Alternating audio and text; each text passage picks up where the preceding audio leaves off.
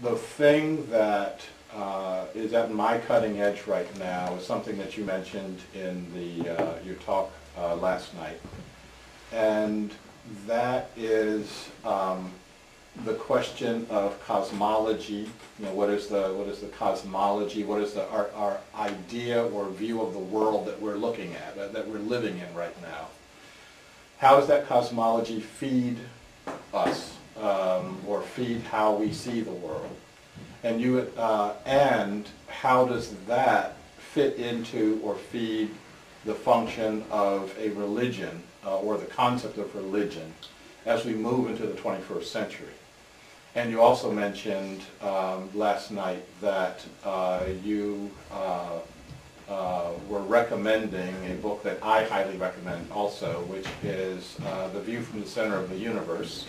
And I give Chuck credit for making me read it. He kept saying, Sharif, you got to read this book. I say, yeah, I'll get to it. And then he kind of like takes it and shoves it under my nose and says, read this book.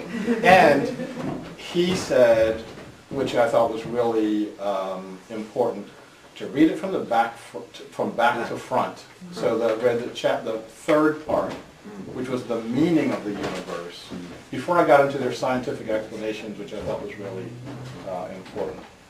Have you seen the DVD they created too? Oh, no. They have a 1-hour DVD where they present it, and some wonderful visuals, and sort of traveling through the sky. And all that. I'll bet. You gotta get that. Yeah. Cool. It kind of adds some meat to it. So so do you want to talk about, like, you know, they were looking at a couple of different levels of where our cosmology has been and where they think it could be, who it could be going. So do you want to expand on that a bit? Because the thing I was saying is that I fundamentally agree with them, and I also fundamentally disagree with them too. That's going to be interesting to hear how you disagree. Yeah. Well, I've gotten to know them personally because they live in Santa Cruz, and I've been to their place, and then they came up and actually taught in the school I have for inner city teenagers. And it was, they'd never taught with teenagers before. They felt kind of called to kind of share this with the younger generation. And it was kind of moving to see them interact with the kids. And so that's the first thing I think, is just being able to present a sense of the universe to young people today is so needed, because we're so stuck in our man-made worlds. And anything that opens our hearts and minds to the bigger picture has a potential of getting imagination flowing again. And that, to me, is the clue. For me, the fundamental rediscovery in physics, and it's a rediscovery because other cultures had it, is that of interdependence. You know, that we've been running under the modern physics on a worldview of rugged individualism, and that's how we were taught that atoms are, that they're like billiard balls, and it's a battle and a fight and a survival of the fittest. And so this physics supports a competitive, capitalistic or militaristic, imperial approach to the land and to the peoples of the land and to other peoples. And now physicists can deconstruct that and say, oops, we were wrong, that atoms are in fact, they link up with other atoms and create molecules that link up and create cells that link up and create organisms that link up and create societies. So now we have a physics that supports community. And to me, that's one of the biggest shifts in consciousness. It's not just something new, it's something very ancient.